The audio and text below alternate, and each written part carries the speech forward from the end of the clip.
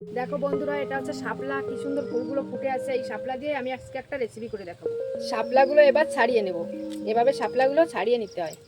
শাপলাগুলো সব ছাড়িয়ে নিয়েছি, এবার কেটে নেব।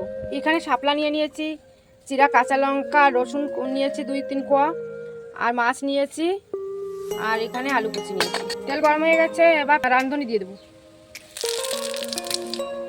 কয়েকটা। এবার শাপলাটা দিয়ে দেবো,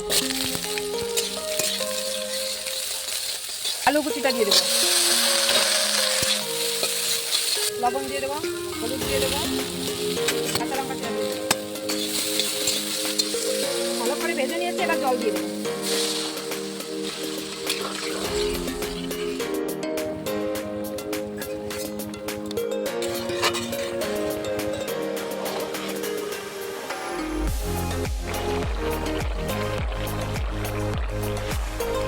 শাপলা রেসিপিটা আমার কমপ্লিট হয়ে গেছে, এবার নামিয়ে নেব।